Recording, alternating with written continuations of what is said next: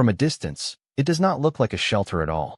It looks like a low swell in the land, a green-brown hump rising out of a field of frozen grass, as if something old had been buried there a long time ago and the earth had grown a quiet skin over it. Snow crusts the top in a thin, broken layer. A stovepipe leans out of the mound at a careful angle, blackened at the tip, breathing a slow ribbon of smoke into a sky the color of wet steel. There is no porch, no siding, no painted door, only a small recessed entry, half-shadowed by a hood of timber and turf, and a single window the size of a dinner plate, glazed with something that catches the late light like the surface of a pond.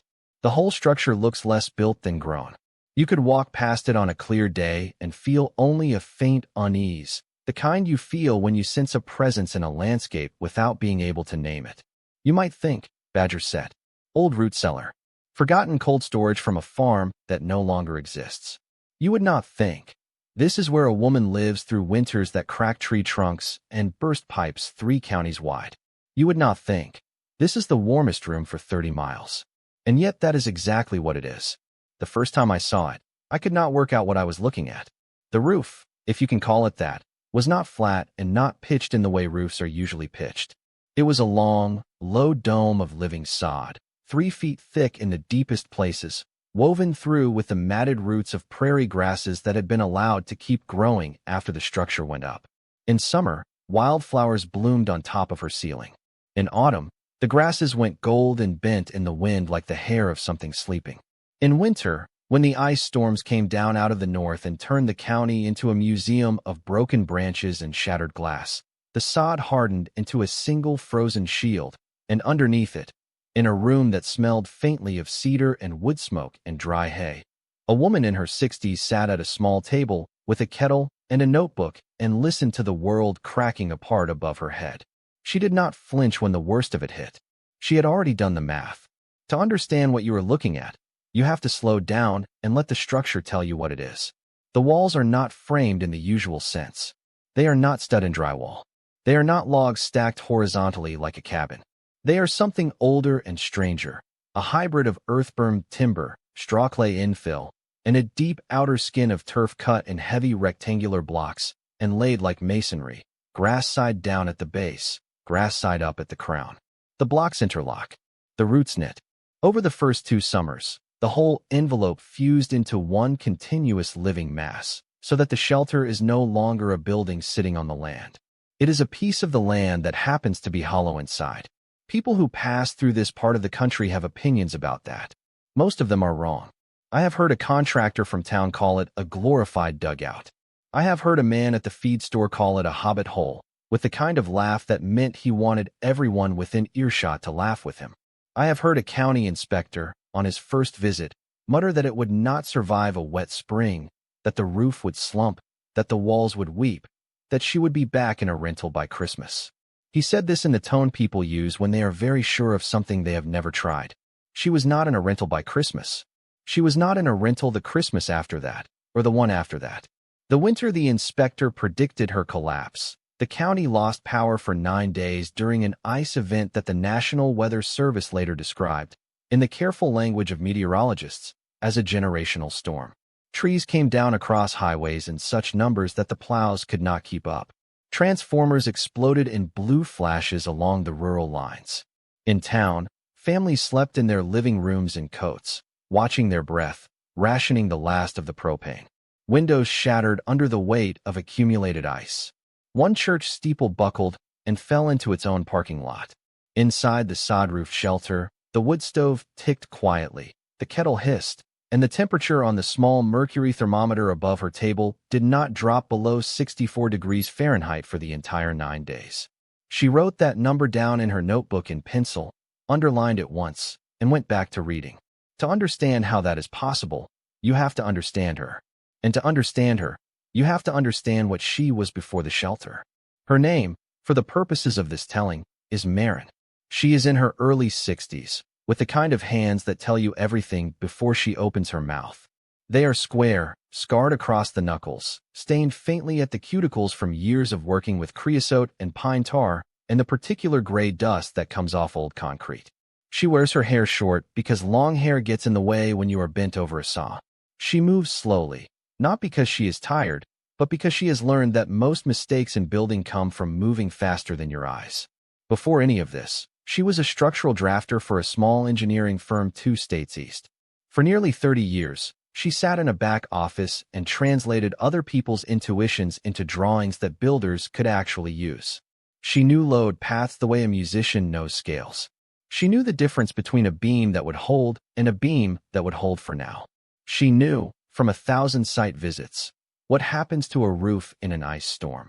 How the weight does not arrive all at once, but accumulates in a slow, brutal arithmetic, pound by pound, until something that was designed for snow alone discovers, too late, that ice is roughly 3 times denser and infinitely more patient.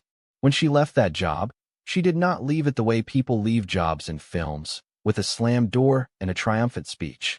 She left it because her husband died in the spring, and the house they had shared for 28 years suddenly felt like a museum to a life that no longer existed, and the mortgage on it, without his income, became a quiet form of drowning.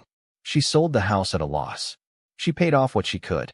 She took what was left, which was not much, and bought 11 acres of poor ground in a county where the wind comes off the plains in long, unbroken sheets, and the winters are spoken of with a certain regional pride. She did not buy the land to homestead. She bought it because it was what she could afford, and because she needed, very badly, to build something with her own hands that would not be taken from her. The first winter, she lived in a travel trailer. It was a mistake, and she knew within 3 weeks that it was a mistake. The trailer's walls were 1.5 inches of foam and tin. Frost grew on the inside of the windows in the shape of ferns. The propane furnace ran almost constantly and still could not keep the floor above 40 degrees. She slept in a sleeping bag rated for 0, inside a second sleeping bag, inside a fleece liner, wearing a wool hat, and she still woke at 3 in the morning with her feet aching from the cold. By February, she had developed a cough that did not go away until April. By March, she had drawn, on graph paper, the first version of the shelter she would eventually build. The drawing was unusual, not because it was complicated, but because it refused to look like the houses around it. Most rural builds in that part of the country follow a familiar logic: a frame on a slab, vinyl siding, asphalt shingles, fiberglass bats between the studs, a furnace in a closet, a heat pump on a pad outside. The logic is fast, cheap to permit, and easy to repair. It is also, in a deep sense, fragile. It depends on a constant supply of electricity, propane, and replacement parts. Take any one of those away for long enough, and the house becomes a refrigerator with furniture in it. Marin's drawing did something different. It treated the ground itself as the primary insulation, the timber frame as a skeleton rather than a skin, and the roof not as a lid but as a thermal flywheel. She had spent the trailer winter reading. She had read about Icelandic turf houses that stood for centuries on a treeless island, about Ukrainian Zemlyanka dugouts that kept families alive through wars and famines, about the sod homes of the American plains where settlers wintered with cattle in the next room and walls so thick that bullets reportedly stopped halfway through. She had read the old USDA bulletins from the 1930s on rammed earth and straw clay construction. She had read modern monographs on earth-sheltered design from the 1970s energy crisis, the ones with hand-drawn sections showing how a berm of soil 3 feet thick on the north side could shift a house's effective climate zone by a full step. She did not romanticize any of it. She is not a romantic person. She read the failures too, the turf roofs that leaked because the pitch was wrong, the dugouts that collapsed because the timber was undersized, the earth-bermed homes from the 70s that grew mold because their owners had sealed them too tightly and forgotten that human beings exhale water. She made a list of every failure mode and, beside each one, wrote what she would do to prevent it. The list ran to 4 pages. She still has it. The paper is soft now from being folded and unfolded. The build itself took her 2 summers and the help of 3 people: a retired carpenter who had known her husband, a neighbor's son home from college who needed money, and an old friend from her drafting days who drove out on weekends with a thermos of coffee and a level. She paid them in cash, in meals, and in a careful, unflagging respect that the carpenter later said was the reason he stayed past the point where his back told him to quit. They began by cutting into the south slope of a low rise, not deep, just enough to set the floor 4 feet below the surrounding grade. This was the first quiet trick. For feet down, the soil temperature in that county hovers around 50 degrees Fahrenheit year-round, regardless of what is happening in the air above. By sinking the floor, she gave the shelter a permanent thermal partner, a vast, slow, 50-degree mass pressed against 3 of its 6 surfaces. Before a single stick of firewood was burned, the building was already starting from a base that townhouses, sitting on their windswept slabs, would never see. On that recessed floor, they poured a thin slab of concrete over a bed of crushed stone and a continuous sheet of heavy poly. The slab was not the structural heart of the building. It was a moisture barrier and a small additional thermal mass, nothing more. The structural heart came next, a frame of heavy rough-sawn timbers, 8x8s at the corners, 6x6s along the walls, all cut from a local mill and treated with a borate solution that smelled like a swimming pool for the first week. The frame went up in a long weekend. The carpenter, who had built barns for 40 years, walked around it on the second evening and said, mildly, that it would outlast all of them. He meant it as a compliment. Marin took it as a specification. Between the timbers, they packed a wall system that would have looked, to a passing builder, like something out of a museum diorama. The inner layer was straw clay, loose wheat straw coated in a slip of clay and water, tamped into forms between the studs until it dried into a dense, fibrous, vapor-permeable mass about 10 inches thick. The straw clay did 3 things at once.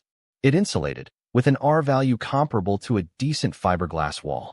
It buffered humidity, absorbing moisture when the air was damp and releasing it when the air was dry. And it gave the interior a particular quietness, the kind of acoustic deadness you feel inside a library or an old stone church, where sound seems to land in the walls and stay there.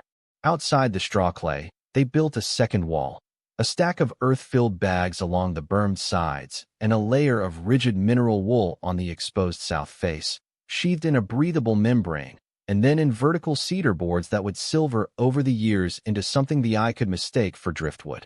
The mineral wool was the only material in the entire envelope that had traveled more than 100 miles to reach the site. Everything else came from within the county. And then there was the roof. The roof was where Marin spent the most time, and where the inspector spent the most breath. The roof was the reason a man at the feed store said, with the confidence of someone who had never built anything heavier than a mailbox, that the whole thing would cave in by the 3rd winter. The roof was the part of the building that, in the title of this story, did the impossible work. It began as a structural deck of doubled 2x10 spanning between the timber posts, sheathed in tongue-and-groove pine, and then sealed with a heavy single-ply membrane folded up the parapets and lapped beneath a drainage mat. On top of the mat, they laid a 4-inch bed of crushed stone, then a filter fabric, then 6 inches of sandy loam, and then, at last, the sod. The sod was cut by hand from a corner of her own land, in rectangular blocks roughly 18 inches long by a foot wide by 6 inches thick.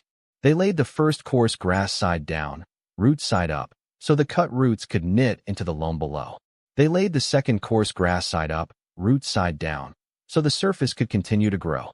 They repeated this, course after course, building the roof upward in living layers until the total thickness, measured from the membrane to the tip of the tallest grass blade, was just over 3 feet at the crown and slightly less at the eaves. 3 feet of sod. Most people, hearing that number, do not understand it. They picture a lawn, perhaps a thick one. They do not picture what 3 feet of stacked, root-knit, soil-laden turf actually is.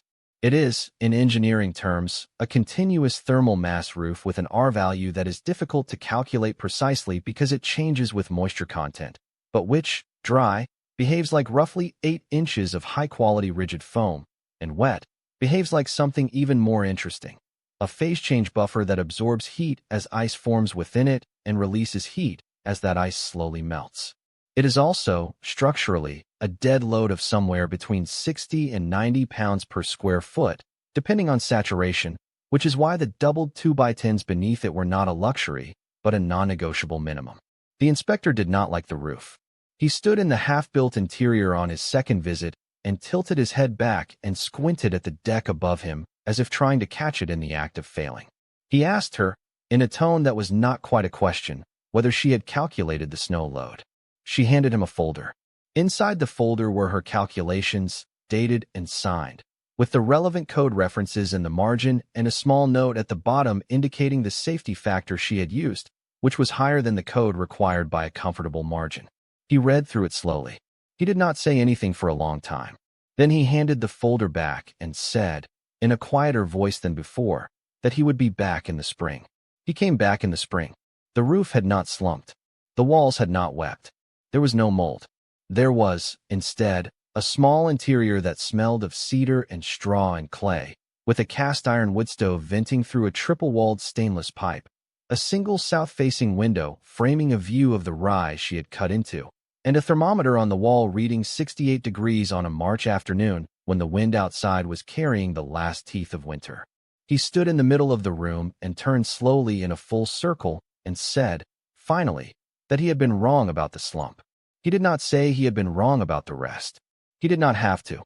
He signed the final paperwork on the hood of his truck and drove away, and Marin watched him go from the small window, and then she went back inside and wrote the date in her notebook and underlined it. That notebook is one of the proofs.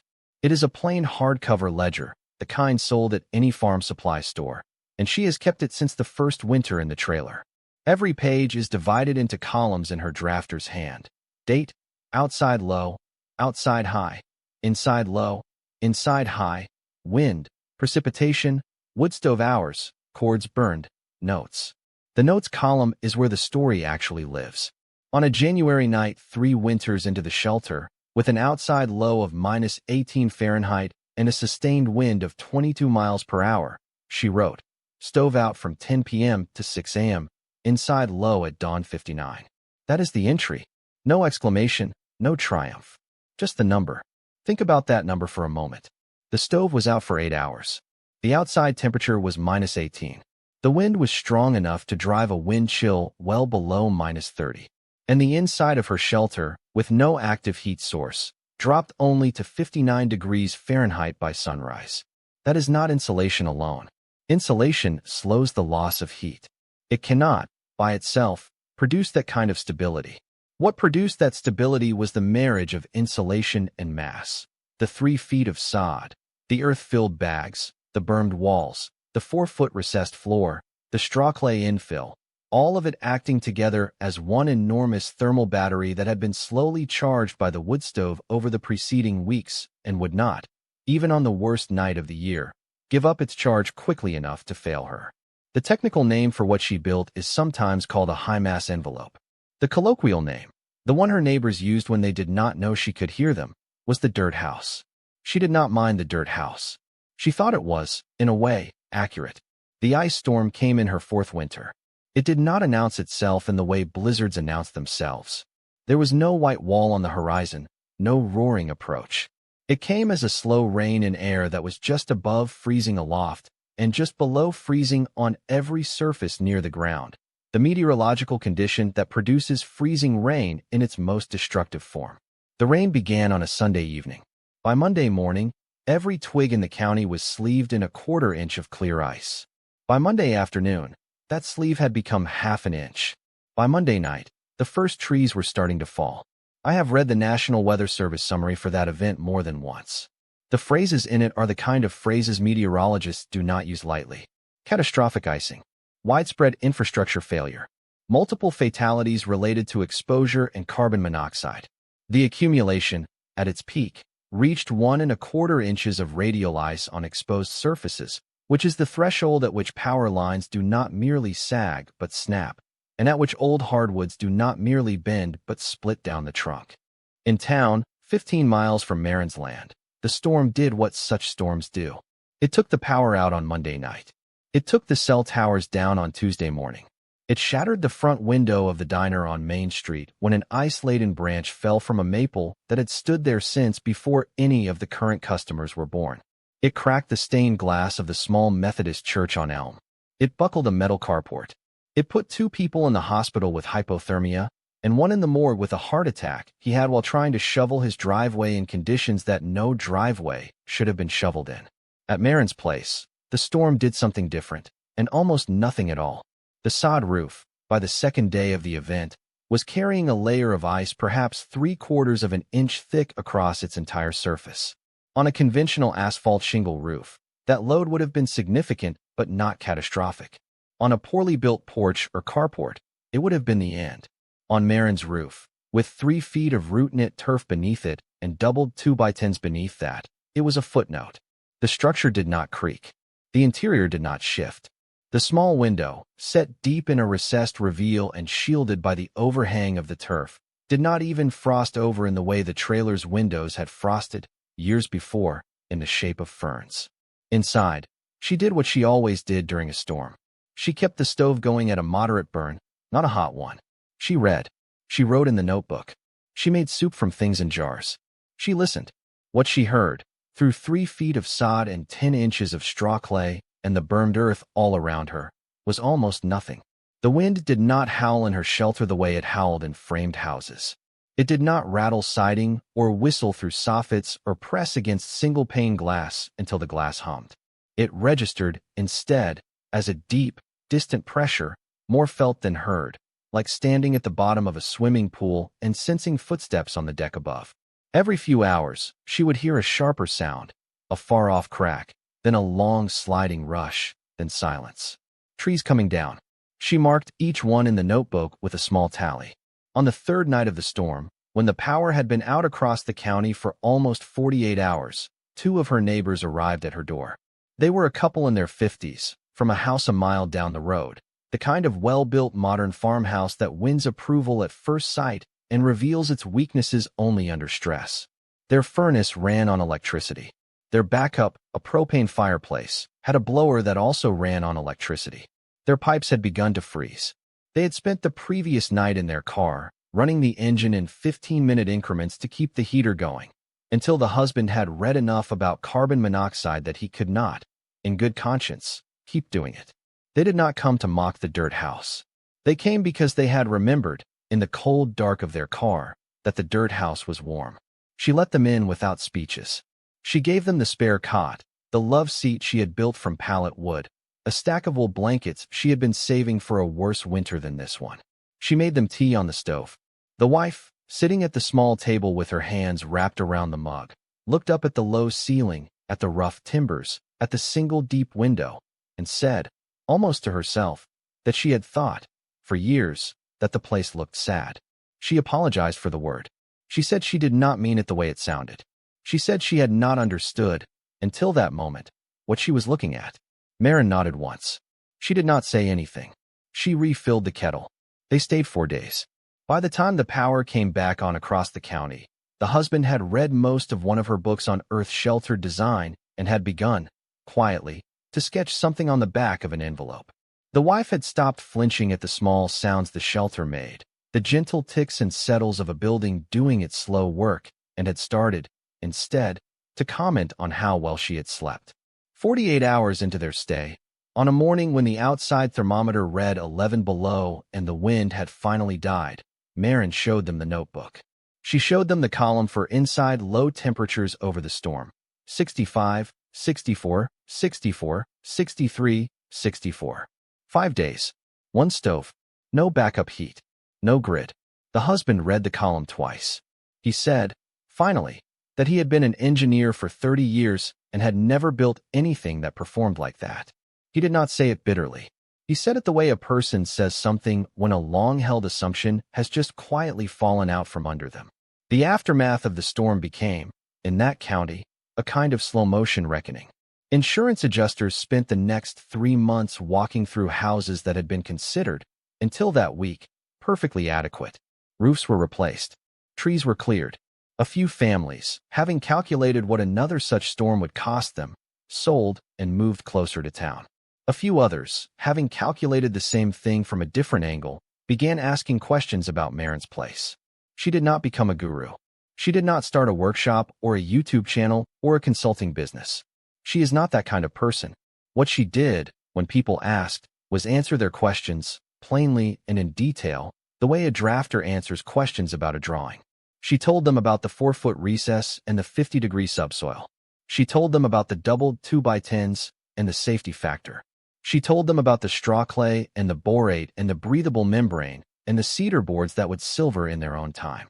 She told them, when they pressed, about the 3 feet of sod, and about how it was less a roof than a small, patient, living blanket made of the same ground they were standing on. Some of them listened and went home and changed nothing. Some of them listened and went home and added a foot of insulation in their attic, which was, she thought, a reasonable response. A few of them listened and came back, weeks or months later, with their own pieces of graph paper and asked her to look at what they had drawn. She looked. She wrote notes in the margins in pencil. She did not charge for this. She said, when one of them tried to press an envelope of cash into her hand, that she had been a drafter for 30 years and had been paid for every one of those drawings, and that this was, finally, the part of the work she did because she wanted to. If you walk her land now, on a clear winter day, you will see what you saw at the beginning, a low swell in the ground, a ribbon of smoke, a single deep window catching the light. You will see, if you look closely, a few new swellings on neighboring properties, smaller than hers, less practiced, but unmistakably the same idea. One of them belongs to the couple from down the road. They built it themselves, with help, over 2 summers, on a slope behind their original house. They did not abandon the farmhouse. They used the new shelter, instead, as what they call their winter room, the place they retreat to when the forecast turns serious. Their notebook, which the husband keeps in the drafter's hand he learned from Marin, has its own column for inside lows. There is a question that hangs over a story like this, and it is worth naming directly, because the title of this telling promised a specific thing, and the specific thing has now been delivered. The promise was that she roofed her shelter with 3 feet of sod, and that the ice storm that shattered windows never reached her. The first half of that promise is literal. The second half is, in a sense, also literal. No window in her shelter broke. No surface inside her walls ever fell below the temperature at which a human body begins to suffer. No part of the storm's destructive arithmetic reached her in any way that mattered. But the second half is also something larger than literal. The storm, as an event in the life of that county, reached almost everyone. It reached her neighbors. It reached the diner and the church and the carport and the hospital. It reached, in its quiet aftermath, the assumptions people held about what a house was for and what it was supposed to do. It did not reach her because she had spent a winter in a trailer, coughing, and had decided that she would never again live in a building whose survival depended on a wire from a pole. What does it mean, then, to look at a structure and not understand it? What does it mean to call something a dirt house, or a hobbit hole, or a glorified dugout, and to feel, in that naming, a small reassurance that you, standing in your framed and sided and shingled life, are the one who knows better? I have thought about that question a great deal since I first stood on that low rise and tried to work out what I was looking at. I do not think the answer is that we are foolish. I think the answer is that we have been taught, for a long time, to read certain shapes as competence and other shapes as eccentricity, and we have not been taught to ask which shapes actually do the work. Marin's shelter does the work. The proof is not in any single dramatic moment, although the ice storm is the kind of moment that makes a story portable. The proof is in the long, undramatic column of numbers in her notebook, year after year, winter after winter, in pencil, underlined where it matters. The proof is in the inspector's quiet signature on the hood of his truck. The proof is in the couple from down the road, sitting at her small table with their hands around mugs of tea, learning a new word for what a house could be. The proof is in the silver of the cedar boards, and the green of the summer grasses on her roof, and the slow ribbon of smoke that goes up into a sky the color of wet steel and is, every winter, the warmest thing for 30 miles. If you find yourself, somewhere in the next few weeks, walking past a low swell in a field and feeling that small unease, that sense of a presence you cannot quite name, slow down. Look at the angle of the stovepipe. Look at the depth of the window reveal. Look at the way the grasses, even in winter, seem to grow upward from the roof as if they had always belonged there. Ask yourself what kind of intelligence built that, and what kind of intelligence you have been trained to overlook. The most important shelters in the history of our species have rarely looked like shelters. They have looked like the ground. That is the quiet lesson of the dirt house. Not that sod is magic, or that earth-burned walls are a universal answer, or that everyone should sell their framed home and dig into a south slope. The lesson is smaller and harder. It is that the difference between a building that survives a generational storm and a building that does not is almost never a matter of money, and almost always a matter of attention. Attention to where the heat actually goes. Attention to where the cold actually comes from. Attention to the ground beneath your feet, which has been holding a steady 50 degrees for longer than any of us have been alive, and which is willing, if you ask it correctly, to hold you too. Marin will not put it that way. If you ask her, on a winter afternoon, with the kettle hissing and the small window full of pale light, she will say something shorter. She will say that she did the math. She will say that her husband would have liked the timbers. She will say that the roof is a good roof because 3 feet of anything, properly laid, is a serious number. Then she will pour the tea and the conversation will move on to other things, the way conversations do in rooms that are warm enough to allow them. Outside, somewhere far off, another ice storm is already forming in the upper atmosphere. In the patient way these storms form, gathering its weight one droplet at a time. It will arrive, eventually. It will find the county again. It will test, once more, the assumptions of every building it passes over. It will pass over the low swell in her field without noticing. The grasses on her roof will bend under the ice and rise again in the spring. The stovepipe will keep its careful angle. The small window will keep catching the light like the surface of a pond. And somewhere inside, at a table built from pallet wood, a woman with square, scarred hands will write a number in pencil and underline it once, and the shelter she built out of the ground itself will keep doing, quietly, the work it was designed to do. That is what knowledge that has been earned in the cold actually looks like. Not loud, not televised, not impressive at first glance. Just a low shape in a field, breathing smoke, holding its 64 degrees against a world that thought it knew better, and waiting, without any particular need to be understood, for the next storm to arrive.